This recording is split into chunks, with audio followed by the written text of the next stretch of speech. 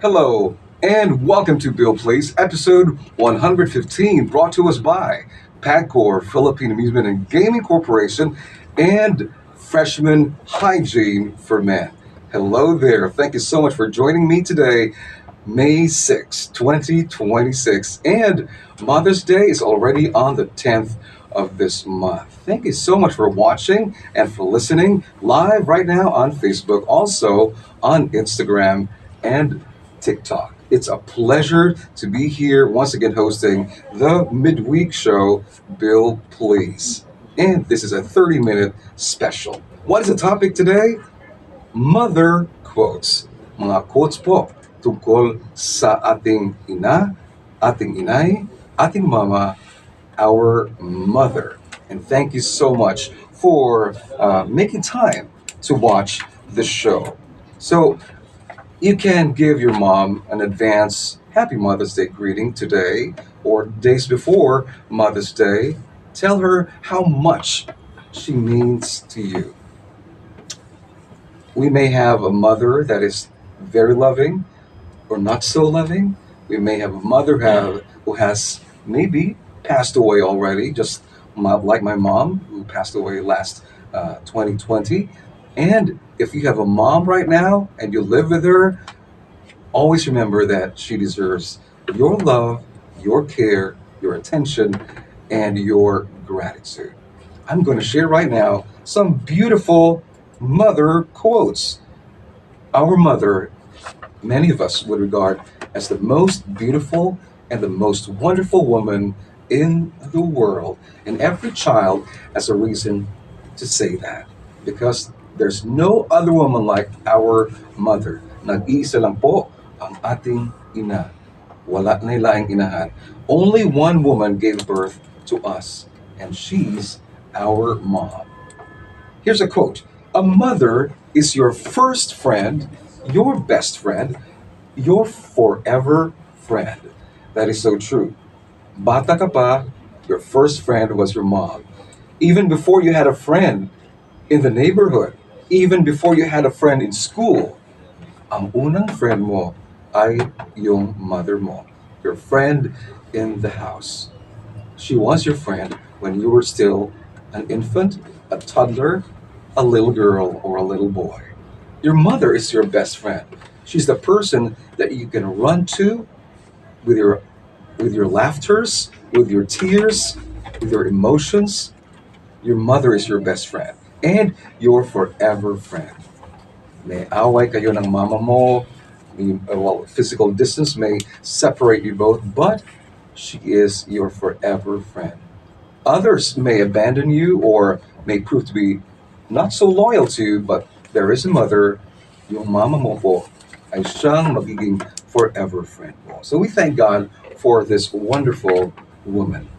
Here's a quote from Charlie Benetto. When you're looking at your mother, you are looking at the purest love that you will ever know. Look at your mom today. Make time to look at her face, her whole being. Look at her, and you're looking at purest love you will ever know. Grabe po ang sacrifices that she had para for your growth, for your education, for your maturity, for everything that you go through in life, for your success. Your mom is there.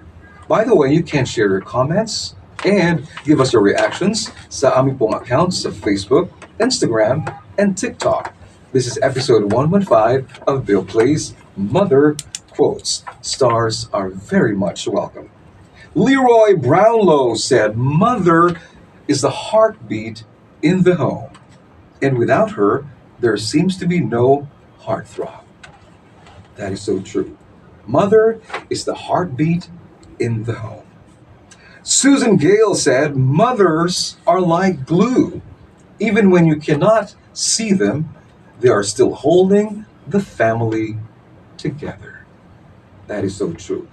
Yung mga ina natin, kapag may mga away-away sa bahay, may mga bonds na nabe-break, The mother always sees to it na merong reconciliation, may forgiveness, at magkabalik ang mga nagkaaway-away, nagkalalis-lalis o nagka-separate ng mga members ng pamilya.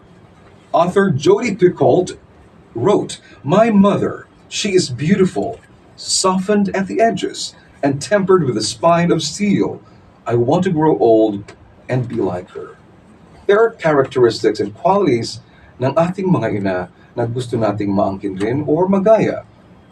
Many of us would like to be like our moms because our mothers are good examples of kindness and unconditional love. Another mother quote for you to know. William Makepeace Thackeray said, "Mother is the name for God in the lips and hearts of little children." Beautiful. James Faust, "The influence of a mother in the lives of her children is beyond calculation." Hindi mo mabilang, hindi mo ma-measure, hindi mo ma-calculate ang influence ng isang ina sa buhay ng kanyang mga anak. If we have mother issues, na lumalabas po yan at naproproject when we become adults.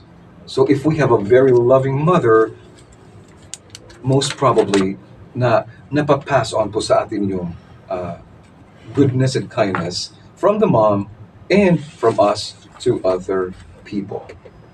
Advance Happy Mother's Day sa mga ina ngayon na nakikinig at nanonood sa Bill Please. Maxim Groski said, "Only mothers can think of the future because they give birth to it in their children." So when the child is already in her womb, the future of the child instinctively, alam na ng mother, ang future ng kanyang anak. Lizzo Leslie said, "My mother was my role model before I even knew what the word was." Yun. Ganyan po ang impact, ang laking impact po ng mga ina sa kanilang mga anak. Maya Angelou, "To describe my mother would be to write about a hurricane in its perfect power." You can just imagine a hurricane, no? That's a natural phenomenon. Grabe ang hurricane. Pag nangyari yan, if ever we have had a hurricane here in our place, talagang masisira yung nasa kapaligiran. Ganyan po ang power ng mother's love. To describe my mother would be to write about a hurricane in its perfect power. Incalculable, indescribable ang love and influence ng ating ina. So again, I say, Mom, Mother, thank you very much for being you, and thank you for loving your family. Actor Leonardo DiCaprio said, "My mother is a walking miracle." Usani ka buhi nga milagro ang atong inahan. Walking miracle. Leonardo DiCaprio describes his mother, a walking miracle. And so is your own mom. Your own mom is a walking miracle. Jewish proverb, "A mother understands what a child does not say." Kahit hindi pa sinabi ng anak ang kanyang nasa kalooban niya, sa loob niya, alam na po ng mama, ng inay, kung anong gustong sabihin ng anak. Leah Kibere says, "The world needs our mothers." Ang laki po ng sanlibutan. This world is so huge. This world needs all the mothers in this planet. Because yung ina, siya po ang nagpapakain, nag-nurture sa pamilya, sa mga anak. So the world needs our mothers. Ngayon, or 3 seconds, nag-hug ang mother natin sa atin, yung feeling ng love na nanatili po. At we will always cherish those beautiful times when our mom would embrace us. When was the last time, mga mama, when was the last time you hugged your children? When was the last time you hugged the father of your children? When was the last time you hugged your own mother? Hindi mo na maalala. You don't have to wait for Mother's Day to come before you can give her a hug or even a kiss on the cheek. You can do it today. And normalize it. Normalize hugging your mom regularly. Make sure that you give her a hug not only on Mother's Day, but every single day. If you can do so, that would be great.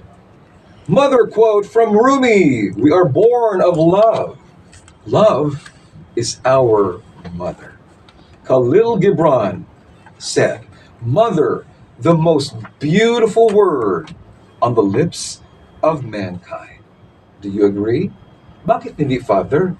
Mother, ang pangalan ina, mama, nanay, mother. Why is it called the most beautiful word on the lips of mankind? Ang bata, I think in general, yung mga bata, maliliit na bata, murag mama man yun ang ilang tawagan, no? When they're happy, when they're hungry, when they're in pain, when they're sleepy, mama yun. When they have problems, adults na sila, teenagers, mama yun. Mom, the most beautiful word on the lips of mankind.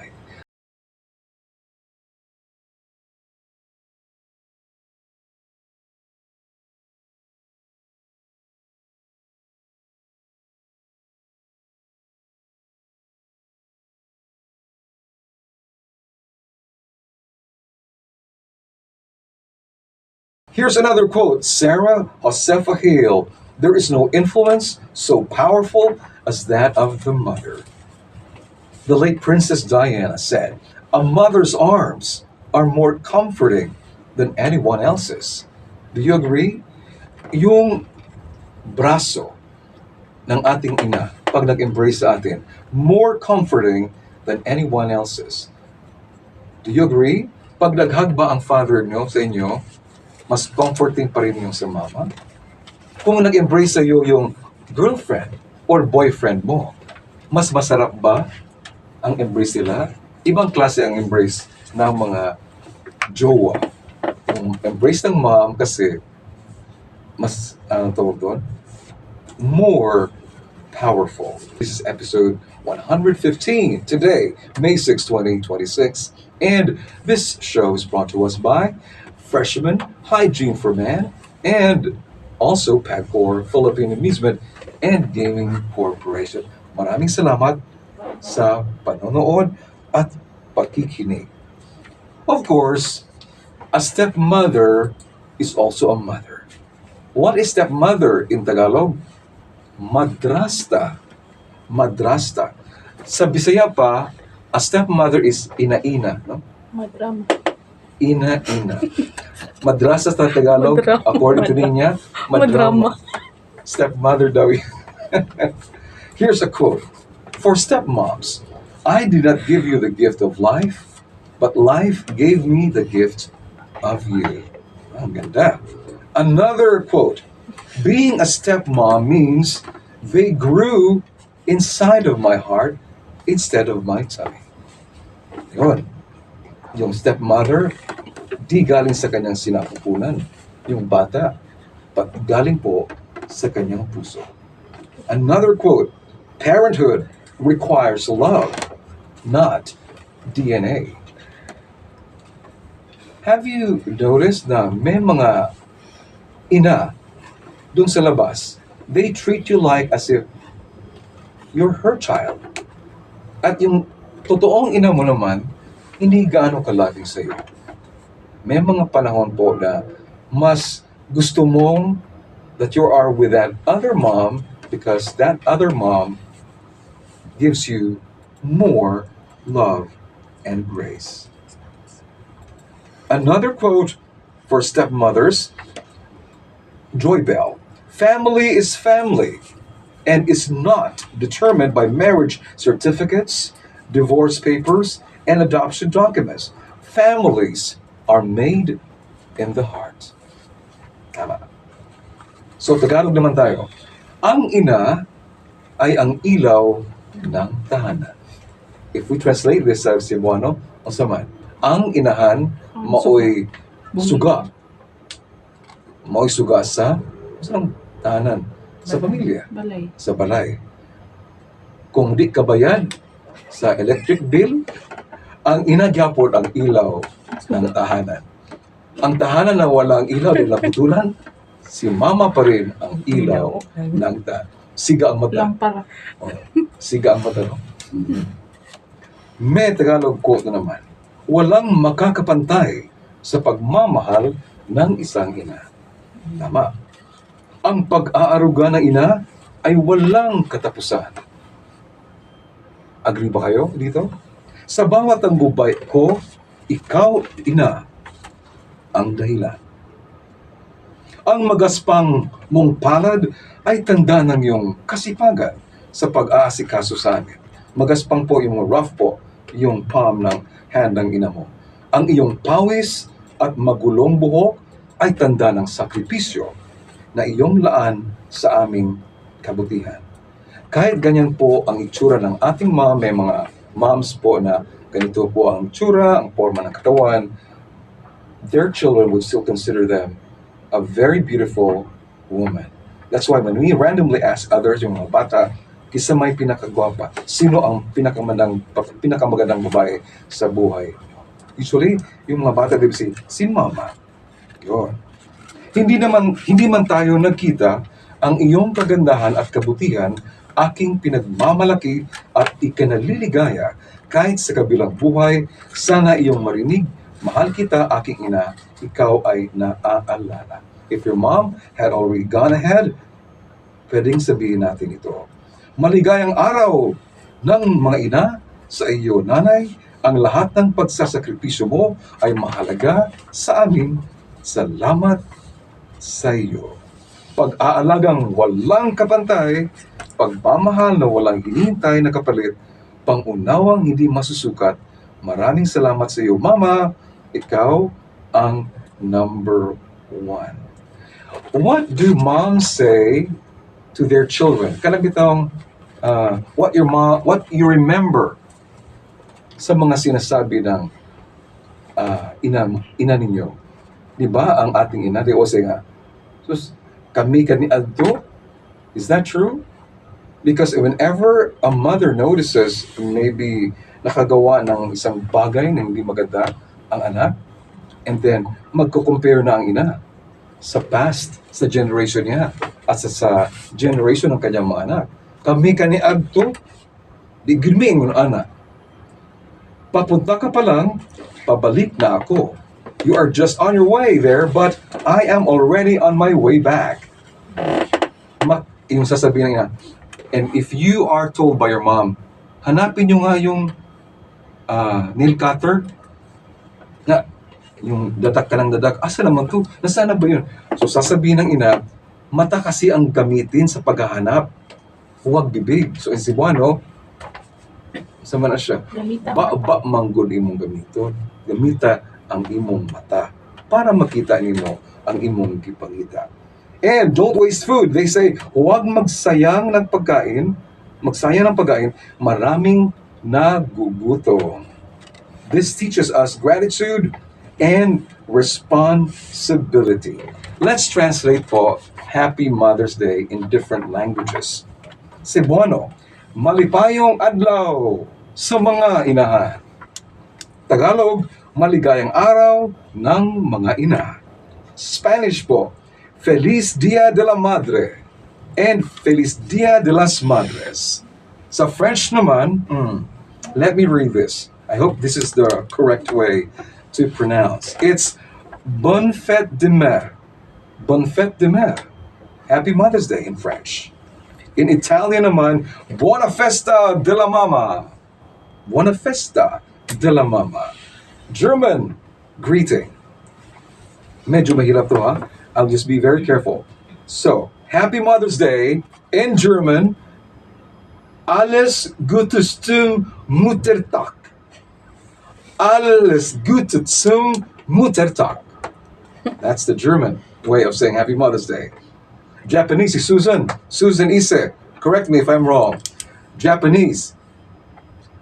Shiwasena Hanoi She was in a Hanoi. Ano po he? Japanese, huh? Happy Mother's Day. Siya is in a Hanoi.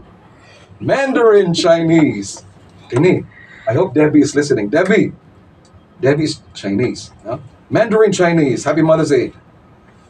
母亲节快乐。Tawan mo eh. Serious ko. 母亲节快乐. That's Happy Mother's Day in Chinese. Oh, ito Korean to, Korean. I'll try my best. Long. Happy Mother's Day in Korean. Hanbok ka naman. Hanbok ka naman. Nina ito siya. Ano man yun? Kasabot mo? Okay. In Korean, Happy Mother's Day. Hanbok ka naman. Nina ito siya. Narinig ko. I heard that, Christopher. Thai. In Thai, ha? Suksan mon me. Suksan mon me. In Thailand. Ang katawa, Chris. Happy Mother's Day in Indonesian. Selamat Hari Ibu. Selamat Hari Ibu.